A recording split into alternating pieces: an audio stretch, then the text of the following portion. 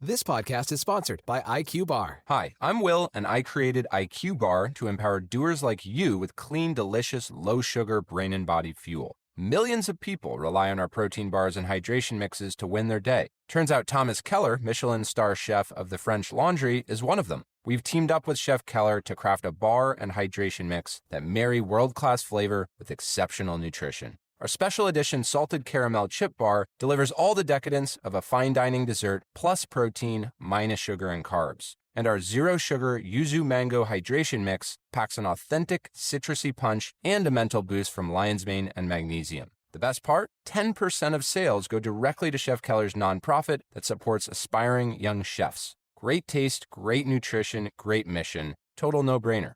Go to IQBar.com today and enter promo code KELLER20 to get 20% off all IQ Bar products plus free shipping. That's IQBAR.com, promo code KELLER20. California Dreaming is a true crime podcast launched in 2017 that delves into the dark side of the Golden State and sometimes beyond. Born and raised in California, I not only cover the crimes that have fascinated me over the years, but the ones that have fascinated you as well. With a backlog of hundreds of episodes and bonuses and dozens more on Patreon, you'll have countless hours to binge. And with soothing music and a unique, quiet intensity, you might just be lulled to sleep. Almost every episode is over an hour long, ad-free, with no loud bursts of music or audio clips. California Dreaming is available on all your favorite directories, so hit subscribe and give it a try. It just might be your new go-to bedtime podcast. Criminology is a true crime podcast that may contain discussion about violent or disturbing topics. Listener discretion is advised.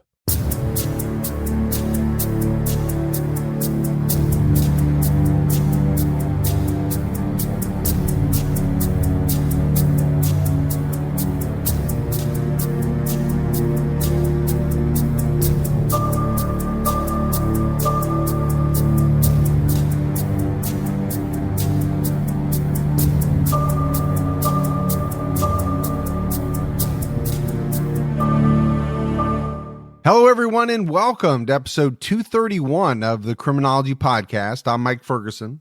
And I'm Mike Morford. Mr. Mike Morford, how are you doing? I'm doing great. Just realizing here it's November. You know, these months are going by and this year so quickly. And I don't know, I guess that's when you get older. That's what happens, that the time just flies by. Yeah, I think it has something to do with our age. There's no doubt about that. But I will say this year has flown by, man. To think that we're in November now, it's tough. Yeah, maybe part of it that's coming out of COVID being stuck in and everything being shut down, and now everything's slowly but surely getting back to normal. So that's good. Yeah, it could have something to do with it as well. Let's go ahead and give our Patreon shout outs. We had Elizabeth Mottman, Anne Marie Hoff, Dirthy jumped up to our highest level. Tona Ogle jumped out at our highest level, and we had Karen Dull. So that's a lot of great new support. We really appreciate it. Yeah, thank you all so much for that support. It means a lot to us. And for anyone out there that would like to help support the show, you can do so by going to patreon.com/criminology. All right, let's go ahead and jump into this episode, and it's a big one. This week, we're discussing the details of a killer who's pretty infamous in true crime circles due to the level of depravity in his crimes. You may have heard him referred to by one of his many monikers, the Co-Ed Butcher, the Ogre of Aptos, or most commonly, the Co-Ed Killer. We're talking about Ed Kemper, who not only is responsible for a series of murders of women and girls in Northern California from 1972 to 1973, but for the murders of members of his own family. And we always try to be as accurate as we can here on Criminology. So just a quick warning, some of the details in this episode are especially shocking and graphic. Edmund Emil Kemper III was born on December 18, 1948 in Burbank, California, to parents Edmund Kemper II and Clarnell Kemper. Ed was quite a large child. He weighed in at 13 pounds when he was born. His entire childhood was troubled. Kemper would sneak out of the house as early as second grade to peep through his teacher's windows. He took his dad's bayonet with him on these excursions. Peeping through windows while armed is pretty alarming, and it was a red flag sort of behavior. especially for a second grader. But of course, Ed Kemper kept all of these activities to himself. His disturbing behavior didn't stop there. He would decapitate his sister's dolls, and also liked to play a game with his sisters called Gas Chamber, in which he would ask his sisters to blindfold him and put him in a chair where he would flop around and pretend to die. In 1957, Ed's parents divorced and Kemper went to live with his mother, Clarnell, in Helena, Montana. They didn't have a great relationship at all. His mother made fun of his size. His age never really caught up to his size, and she often called her son a weirdo under her breath or in conversations with people. Apparently, Clarnell didn't realize her young son could hear her at the time, but he often did, and he resented her. And as a child, young Ed Kemper didn't seem very close to either of his sisters. When he was 10 years old, he buried his pet cat alive and waited for it to die before he dug it back up. 3 years later, he killed another pet cat, stabbing it to death because he felt as though it liked his younger sister, Alan, better. He wanted the cat to be his cat, not his sister's cat. The violence between Kemper and his sisters was also disturbing. He made claims that his older sister, Susan, once tried to push him in front of a moving train. Another time, he claimed she pushed him into the deep end of a swimming pool, nearly killing him. His sister Alan claimed that once a gun went off and a bullet flew past her head, only for her brother Ed to tell her that he thought the gun he fired in her direction in the living room had been unloaded. His mother, in an effort to separate Ed from his sisters and keep them safe, would regularly lock him in a dark, rat-infested basement overnight to prevent him from being able to hurt his sisters. So, Morf, you mentioned the words red flags, and I think we're seeing a bunch of them here. The peeping while armed, the animosity and some of the strange behavior between Ed and his sisters. And then obviously you have the hurting of animals, which we know is a very huge red flag. But then I think you also have to dive into Ed's mother, because she is a very big part of the Ed Kemper story, as we'll find out. You know, diving into how she kind of tried to handle Ed, if that's the right word, locking him in a dark, rat-infested basement. We used the word troubled to describe his childhood. That was probably a euphemism. I mean, there was a lot of really strange things going on here.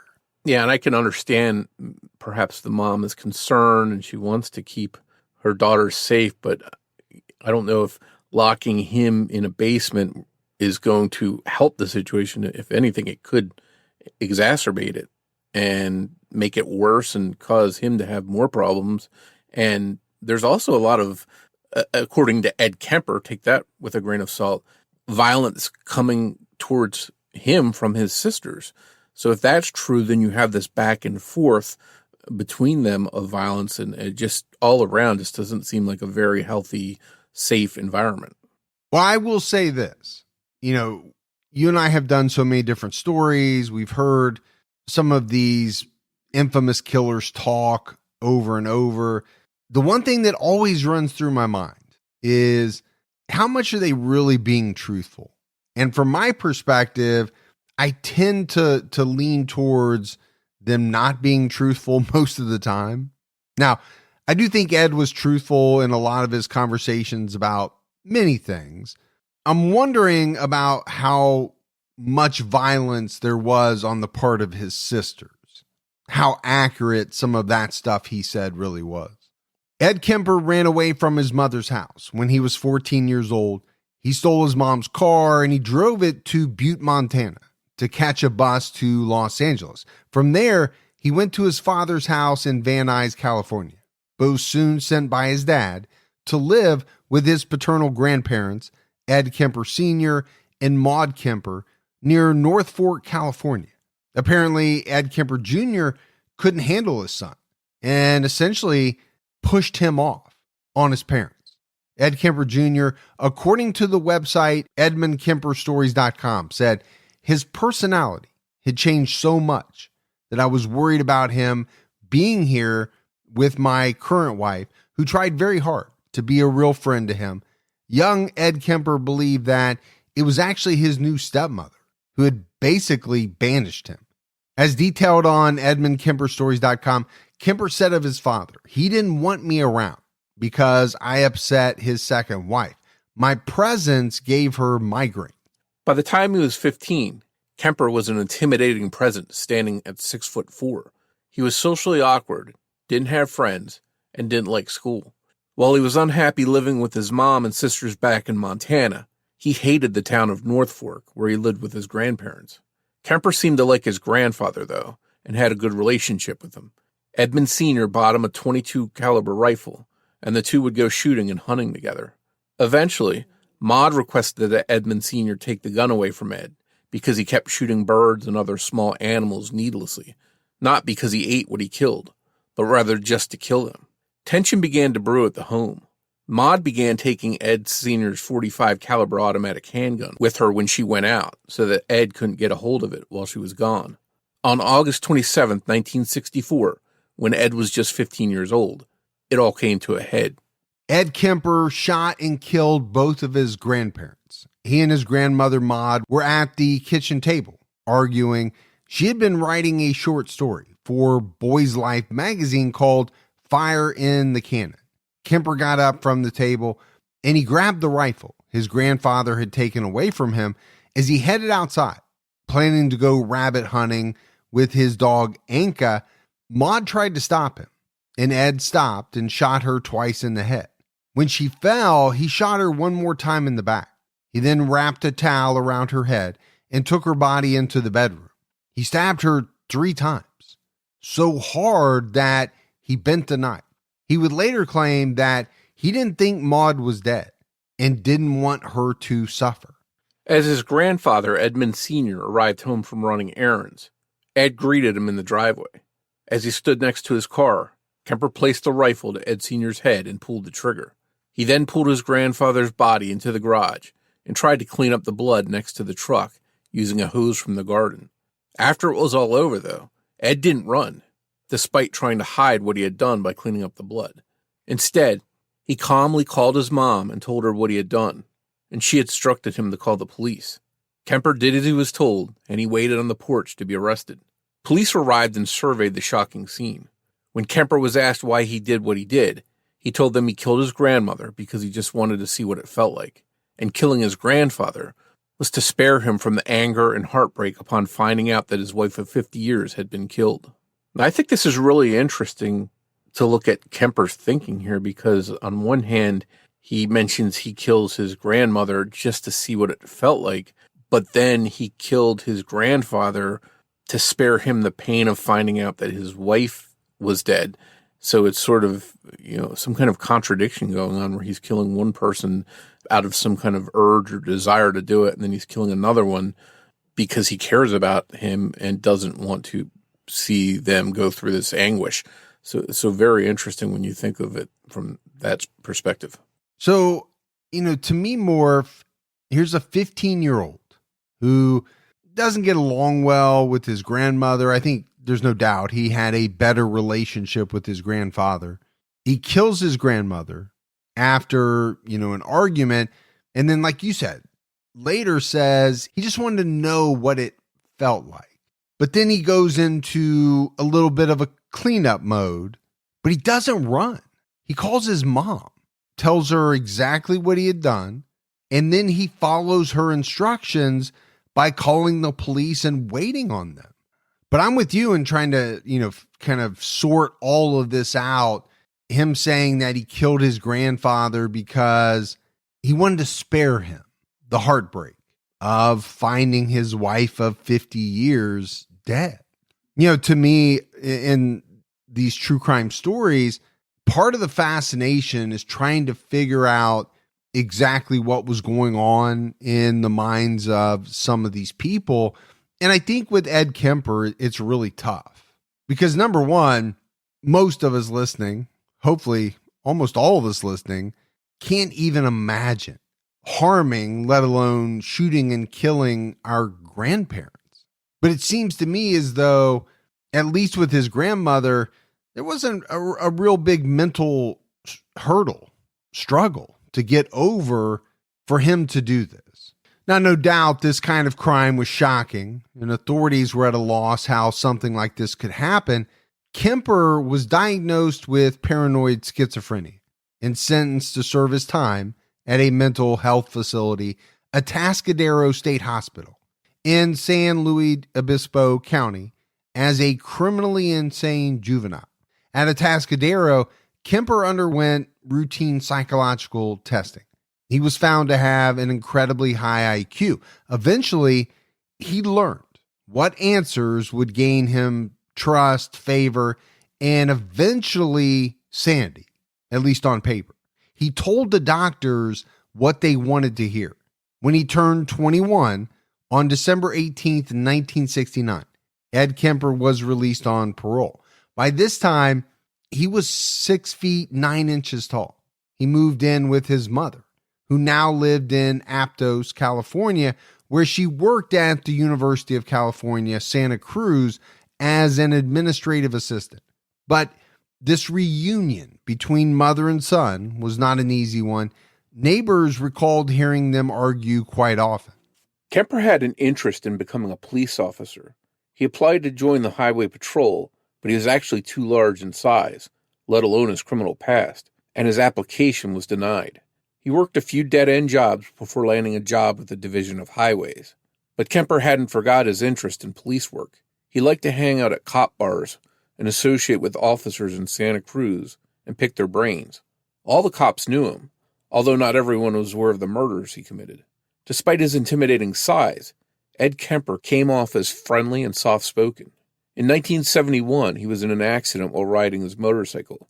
He used some of his $15,000 settlement he received due to his injuries to buy a new Ford Galaxy. He kept handcuffs, a knife, and a gun in the car. Kemper began picking up young hitchhikers. Later, he would claim that he didn't have anything sinister in mind when he started picking them up. As he has put it, it was a way for him to meet and talk to girls his own age.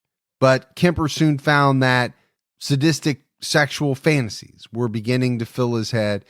Ed Kemper was supposed to check in on a regular basis with both his social worker and parole officer, but he never did. And there were no repercussions. He wasn't checked in on. He wasn't yanked off the street for not following guidelines. Instead, he was basically left alone to do what he wanted, when he wanted, and with nothing to help keep his sadistic impulses in check. Those impulses got the better of him.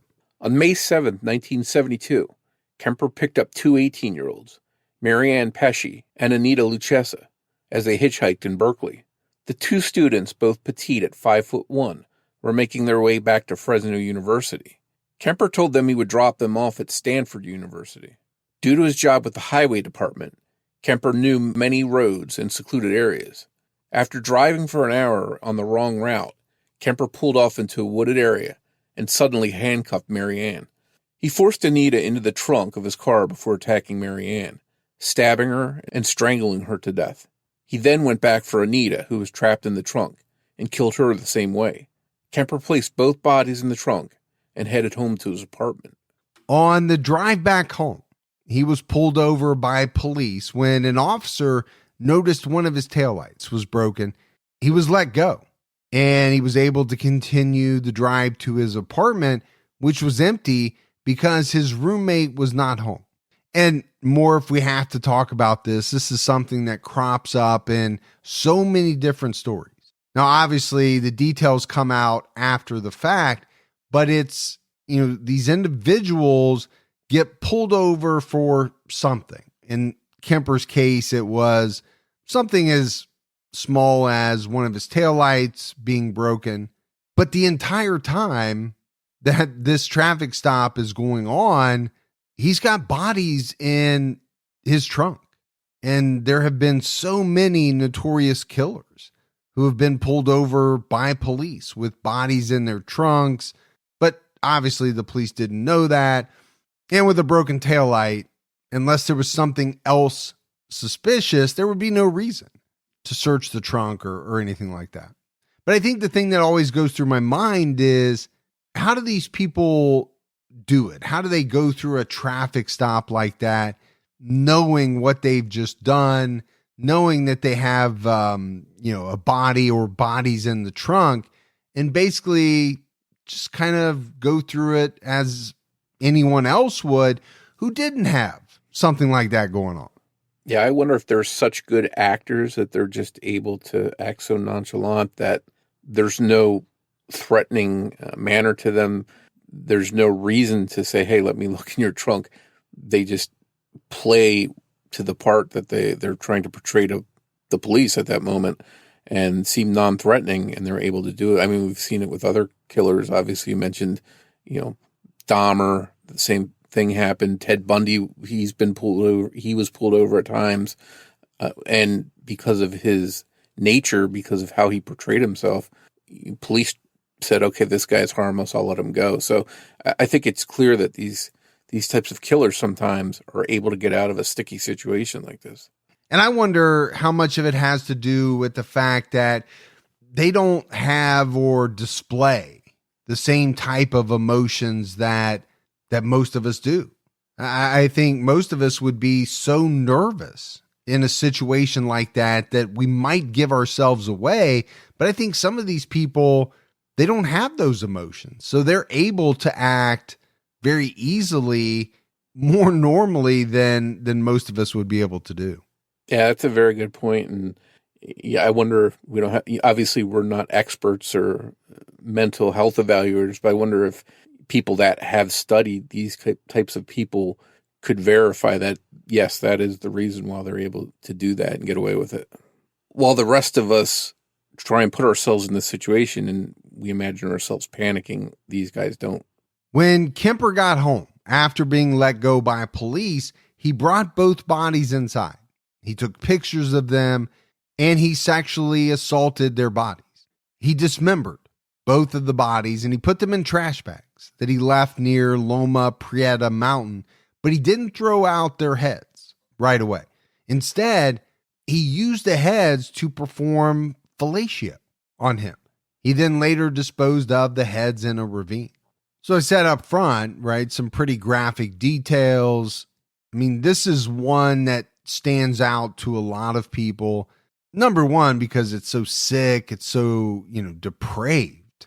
Yeah, we talk about serial killers so often, and we sort of put them all in this big group, but then every once in a while there's one whose deeds and things that they do just put them in a category all by themselves, and I think this is one of those details that puts Kemper in his own category. A blurb in the Daily Independent Journal from July 1st, 1972, about the two missing students pleaded, "The girls are asked to call home to assure their parents they are safe. Miss Lucesa's mother is seriously ill. It was hoped that the girls had just been off having fun, living life, being young, not thinking of their worried parents sitting at home, waiting for them to call. Like many of the cases we discuss, Marianne and Anita were attacked at a time when hitchhiking was very commonplace, and most of the time, the people that hitchhiked would make it to their destinations.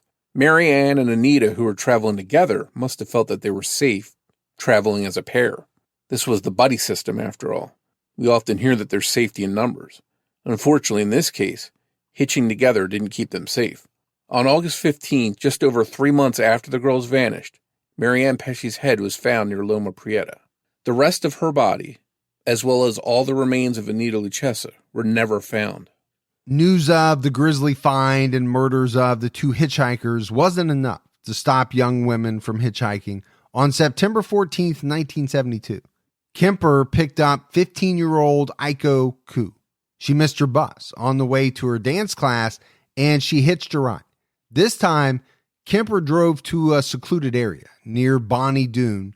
He ended up locked out of the car with Aiko and his gun inside. Somehow, he managed to get her to unlock the door for him. And when she did, he attacked her. He handcuffed her and put tape over her mouth. He pinched her nose shut until she died. He then sexually assaulted her before putting her into the trunk of his car. After throwing her body in the trunk, he took her body home with him. This time, he stopped for a few drinks at a bar near his apartment while her body lay outside in his trunk. Later, he sexually assaulted and dismembered her body, placed it into trash bags, and disposed of it out in the wilderness. Aiko's mom worried when she didn't come home. It wasn't like her daughter. Her mother knew that she wouldn't have run away, and she definitely would not have missed her ballet class. She was set to perform in St. Louis later that month.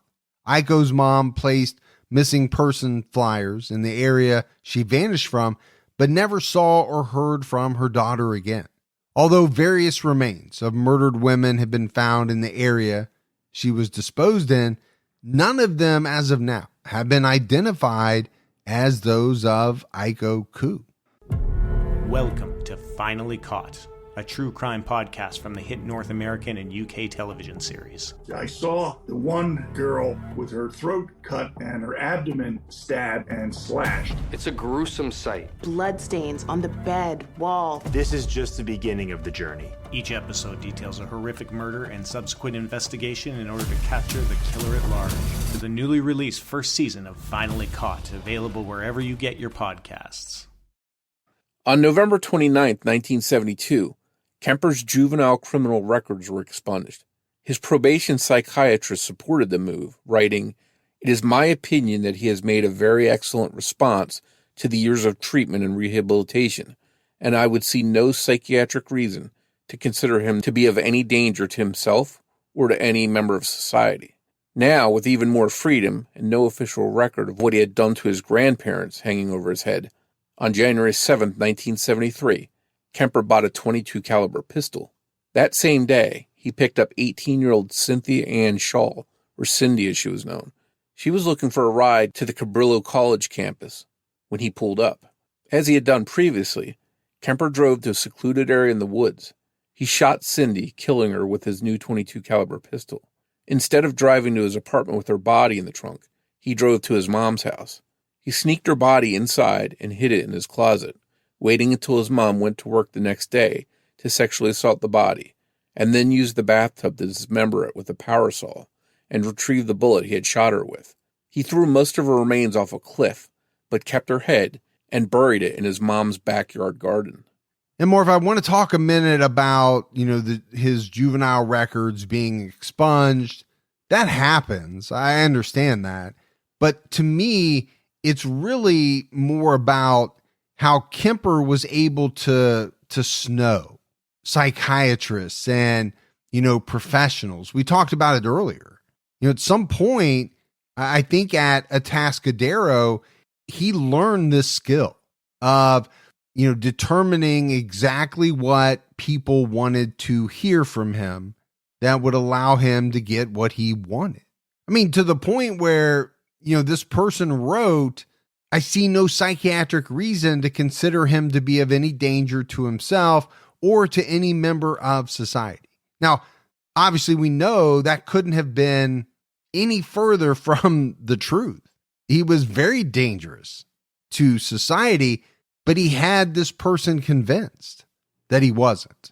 Yeah, we talk a lot about cases where somebody that's in jail for violent crime and they're going to be there for years, they make up these stories and figure out how to fool police just so they can get out and get some time out saying, "Hey, I'll lead you to a body," and then there's nothing there. And then you hear that it's just because they wanted to get out. Or, we talk about Henry Lucas all the time, how he copped to things just for milkshakes and he had no involvement in some of these crimes. I think these guys just have a lot of time to sit around and figure out, how can I get over on the system or on the people that are in charge of me? And I think Kemper, being in Atascadero, had a lot of time as well to sort of figure out, how can I fool them into thinking I'm well? So I think it's a real common thing to see these people that are locked up for these crimes planning and plotting of how to fool people. Well, and the other thing that Kemper had going for him was that he was very intelligent. And if you listen to some of his interviews that obviously he gave later on, and there are a lot of them, he talks about burying this head in his mom's backyard. And I remember in one interview, he said that he specifically buried it so that it was looking up at his mom's window. And this was really kind of a way to, I guess you would say, show his disgust toward his mother without her really even knowing about it. But he knew about it, right? Every night he knew that just outside his mother's window, there was a head buried looking up at her. So by this point, hitchhikers were on high alert in the area. Students in the Santa Cruz area were warned not to accept rides with any strangers and to only get into cars if they had a university sticker, meaning they were someone affiliated with the school, a staff member, a fellow student. Kemper read about this. And since his mom worked at UCSC, he had no trouble getting a university sticker to put on his car, which gained him the trust of many students. The parking stickers were the same at multiple universities, so this helped him blend in at a number of campuses. On February 5th, 1973, Kemper picked up 23-year-old Rosalind Heather Thorpe and 20-year-old Alice Helen Liu, or Allison as she went by, on the University of California, Santa Cruz campus. Like Kemper victims Mary Ann and Anita before them, they likely felt they were safer hitching together. As he drove them, Ed stopped at a campus viewpoint, telling them he wanted to take a look at the view of some lights. He then shot Rosalind in the head and shot Alice multiple times. He drove with them, dead in his car, about 15 miles north of Davenport, where he put their bodies in the trunk. The next morning, he drove out to Eden Canyon in Alameda County and dumped their dismembered bodies. From there, he drove to San Mateo County, where he used both of their severed heads to sexually gratify himself before discarding them. Kemper, with his high IQ and knowledge of police work, was intentionally trying to confuse law enforcement and create jurisdiction issues. He kept his victims' IDs, clothing, and purses as trophies. On March 4th, 1973, the severed heads of Rosalind and Allison were found south of Pacifica off Highway 1. Later that month, on March 29th, Ed Kemper told his family that he had proposed to his girlfriend. So somehow, despite all of these hideous things he was doing, Kemper had managed to meet and forge a relationship with this girl. There's very little known about her, and she has chosen to not come forward publicly. I don't think many people could blame her for that. I'm sure a lot of people wouldn't want to find out that they were engaged to a serial killer. Some reports say that she was 17 years old, while others say she was an 18-year-old from Turlock, California. The two had met on a beach in Santa Cruz. Just days later, Kemper had a run-in with police. In early April, he had purchased another gun, a revolver, and for some reason, the police were alerted to this purchase. So officers visited him at his apartment in Seacliff and asked him to surrender his weapon, which he did without incident. Kemper explained that he thought he was allowed to buy firearms since his record had been expunged.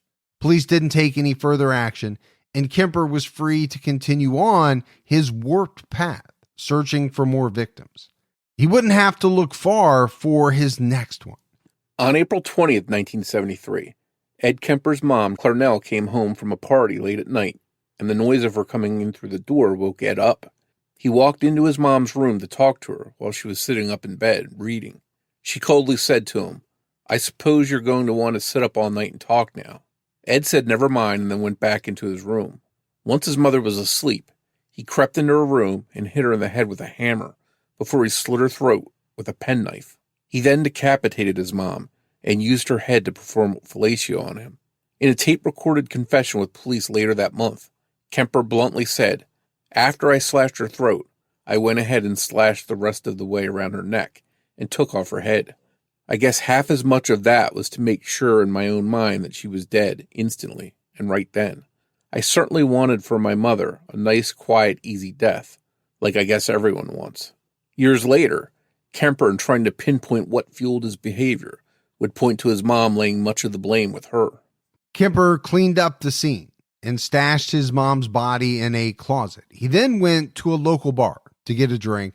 When he returned home, he lured his mom's best friend and fellow UCSC colleague, 59-year-old Sally Hallett, over to the house under the guise of dinner and a movie. He strangled her and put her body in the closet next to his mom's. Apparently, Sally was killed merely because being close with Ed's mom, Clarnell, she would notice that she was missing and she would report it. But with Sally and Clarnell both missing, people might think that they had just gone off together. This plan would allow Kemper a head start to try and get away before they were discovered. Ed Kemper left a note at the house that read, approximately 5:15 a.m. Saturday. No need for her to suffer anymore at the hands of this horrible, murderous butcher. It was quick, asleep, the way I wanted it. Not sloppy and incomplete, gents. Just a lack of time. I got things to do.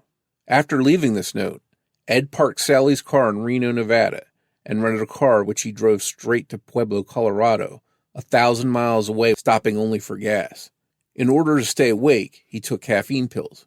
During the drive, he became paranoid and thought the police would be actively searching for him, but he was ready for a confrontation with them and had 2 rifles, a shotgun, and plenty of ammunition in the car.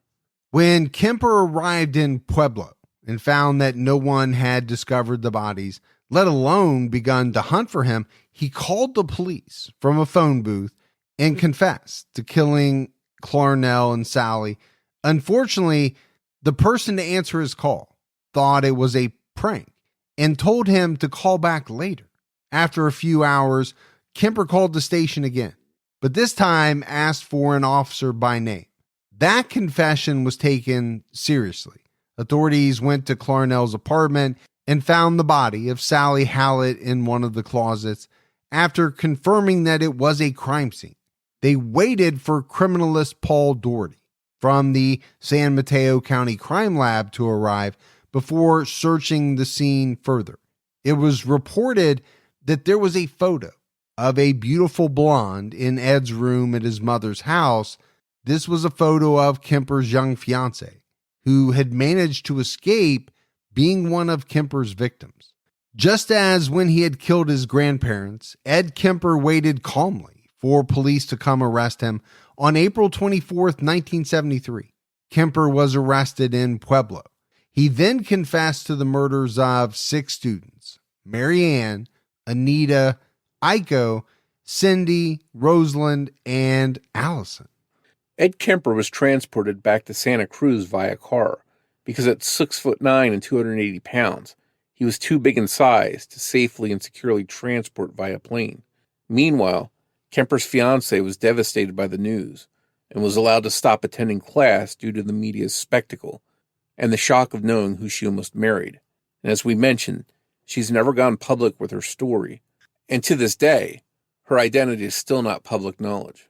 In a rare move, the media at the time respected her family's pleas for her privacy. And you say rare move. I think that is a rare move, especially, if you think about how that would be handled today. I don't know that the media would respect her privacy in the same way that they did back in 1973. I just don't think that would happen today. Yeah, especially with social media, because one person blurts it out and it's there forever with the internet. It's traveling at the speed of light, so I think it would be hard to contain that now. On May 7th, 1973, Kemper was indicted on 8 charges of first-degree murder. He pleaded not guilty by reason of insanity, the only thing he could really do because of his complete confession. According to his attorney, James Jackson, he cannibalized a portion of one of his victims, something that he had fantasized about. To many people, it was clear that Kemper was insane, but it would be up to a jury to decide his fate. The grand jury transcript revealed that Kemper claimed he felt he was going to be caught soon, and he wanted his mother to avoid suffering embarrassment. So that is why he decided the best thing to do would be to kill her. But this clashes with him saying that he would also fantasize about causing her embarrassment. Kemper admitted that he even thought about calling police in front of her to admit he was the co-ed killer, knowing how much it would embarrass his mom, but obviously we know he never did that. And, this claim of not wanting his mother to be embarrassed, that's one that I do not believe, because if you listen to Kemper in a lot of his interviews, there's a lot of hate directed towards his mom. We mentioned the head buried underneath her window. He also talks a lot about how his mother kind of fawned over a lot of these girls that went to school.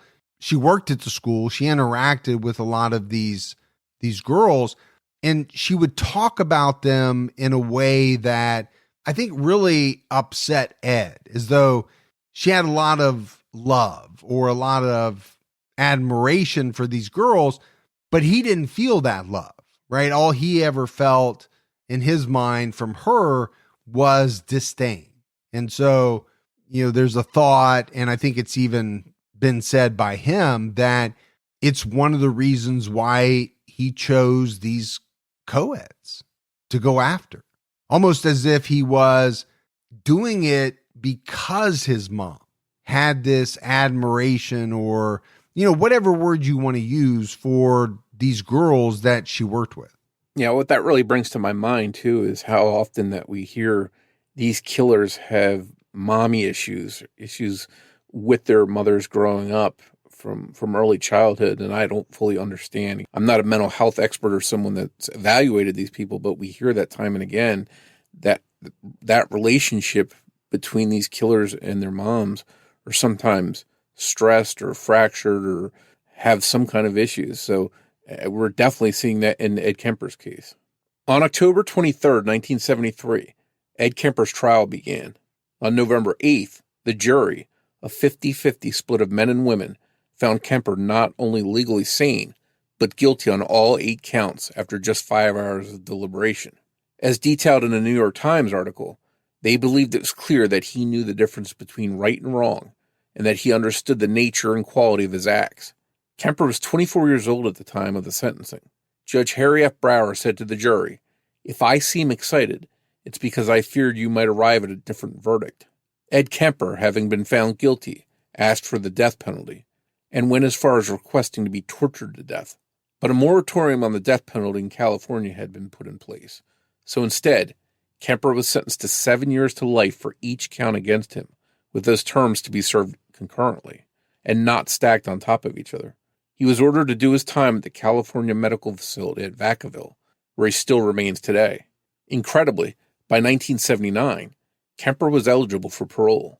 It's been denied many times since then, in 1980, 1981, 1982, 1988, 1991, 1994, 2007, and 2017.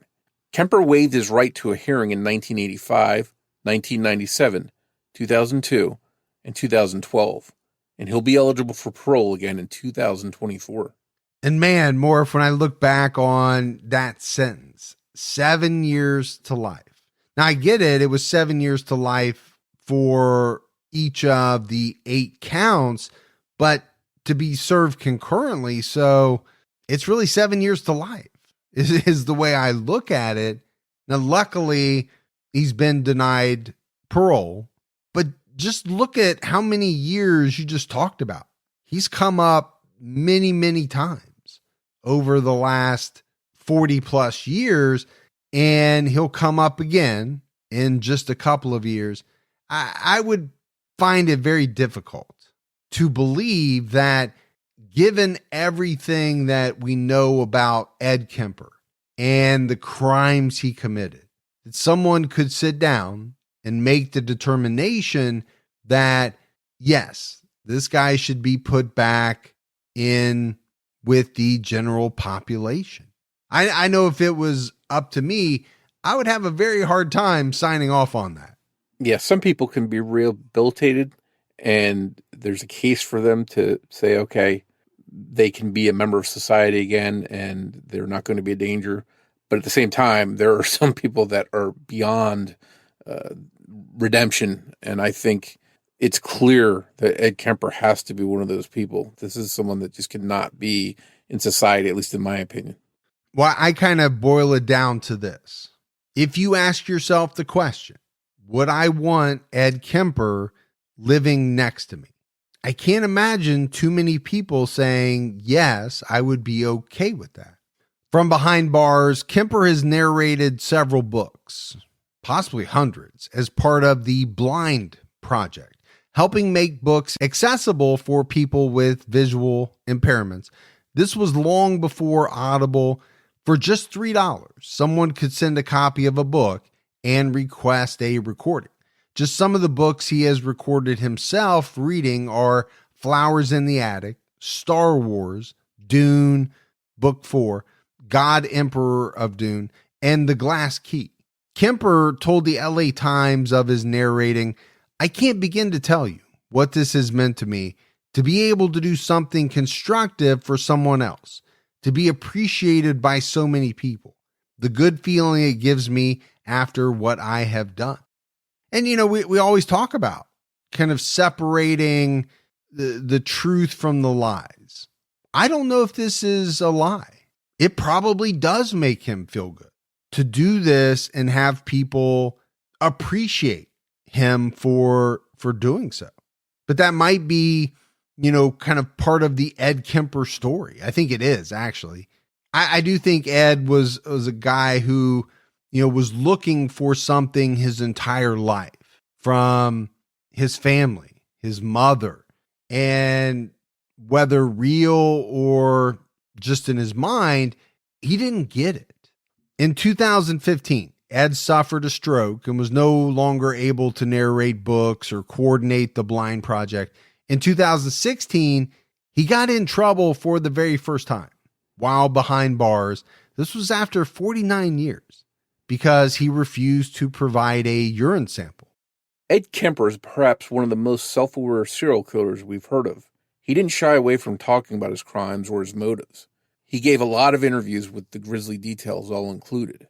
He was always open with investigators, unlike other serial killers like Ted Bundy, who seemed to want to toy with them and plant seeds of doubt in order to draw out and delay his execution.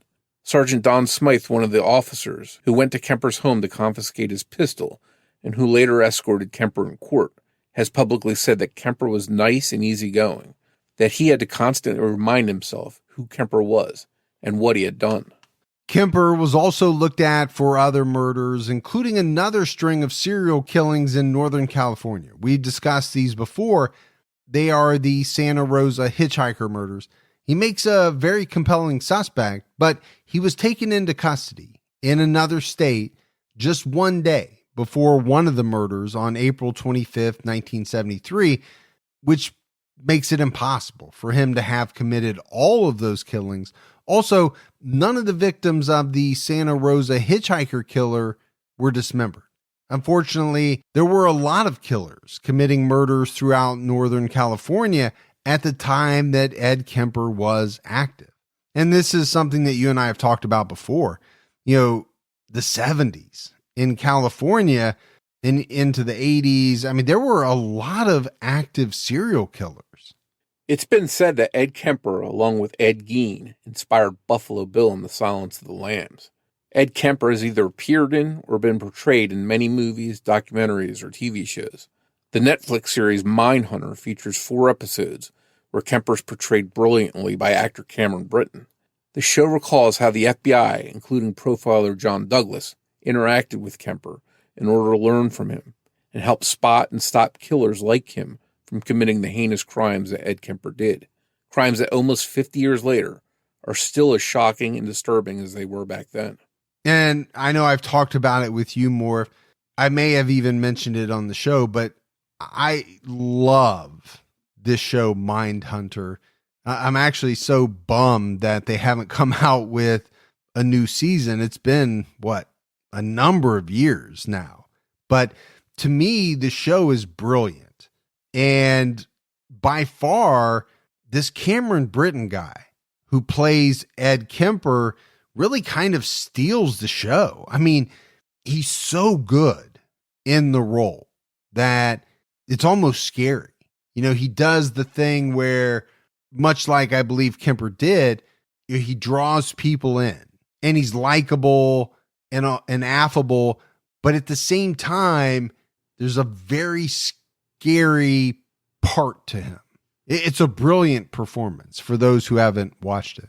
Yeah, and we've heard from a lot of listeners, too, saying that they want Mindhunter to come back. So, Mindhunter people, if you're out there listening, please bring the show back. But as we wrap up, this episode on Ed Kemper, to me, he's a fascinating study in true crime. Go back to his childhood and kind of deconstruct that and see how some of the things that happened back then may have led to what he did later on. And you have the murder of his grandparents at a very young age. And then you have kind of I guess what you'd have to call a second act, which is him murdering, decapitating, and doing a bunch of other heinous things to these co-eds. And for me, with Ed, there's all kinds of side plots, I guess, if you will. This notion that he really wanted to be a police officer. He went to police officer bars and he talked with them, to the point where later, after it came out that he was this kind of heinous killer, some of these guys were shocked that they had sat around and drank and talked with and swapped stories with Ed Kemper. The other thing that has always fascinated me about Ed Kemper is his size. At 6'9", he was a big guy. He was a very imposing figure. He also was not what I think many people would call handsome. So the fact that he was able to get a lot of these women and girls into his car has always been something that has stuck out to me. I mean, we're not talking about a Ted Bundy here. A lot of people thought that Ted Bundy was a good-looking guy back in the day. Women were drawn to him. I think it's thought that it wasn't all that hard for Ted to maybe coax someone into taking a ride with him. But here you have 6'9", really big guy, Ed Kemper. You would think that just the mere sight of him would give people pause. But does it go to his IQ, his ability to talk to people? I think Ted Bundy had both of those. He had the looks and he had the ability to con and talk to people. I think Ed did most of it with his ability to kind of tell people what he knew they wanted to hear or what would bring their defenses down to the point where they would get into a car with him. Yeah, and I wonder if part of that was because he came across as maybe a gentle giant, big teddy bear, because he was soft-spoken despite his size. He did seem like someone that, was friendly. And I think maybe that allowed some of his victims to let their guard down. One thing I really found fascinating was from everything we see, he seems like this loner that's just out there looking for victims, looking for ways to make his mom pay and punishing her, at least in his mind. But somehow in the midst of that, he's able to forge this relationship and get a fiance. And that wasn't enough for him. He could have just tried to stop what he was doing and have this relationship with her. But instead, he kept on going with this obsession that he had.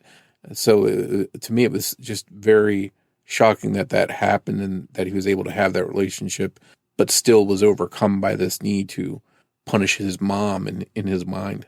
Yeah, a lot of people are fascinated with Ed Kemper. I mean, he really is kind of an enigma, a hard dude to figure out. But then on the flip side of that, unlike some people, he's been very talkative. Like we mentioned, he's done a lot of interviews and he's given quite a bit of insight. Now, is all of it accurate? You always have to weigh that with serial killers and people like that. But the thought is that, he's opened up quite a bit in some of these interviews. So there's obviously a lot out there online where you can sit and watch and listen to Ed talk about some pretty fascinating and at the same time horrible things. So that's it for our episode on Ed Kemper. But if you love the show and haven't done so yet, take a minute, go out, give us a rating, a review, and also keep telling your friends. Word of mouth about the Criminology podcast really goes a long way. If you want to find us on social media, we're on Twitter with the handle @CriminologyPod. You can also find us on Facebook by searching for Criminology Podcast or by joining our Facebook discussion group, Criminology Podcast Discussion and Fans. So Morf, that is it for another episode of Criminology, but we'll be back with everyone next Saturday night with an all new episode. So until then, for Mike and Morf, we'll talk to you next week. Take care, everyone.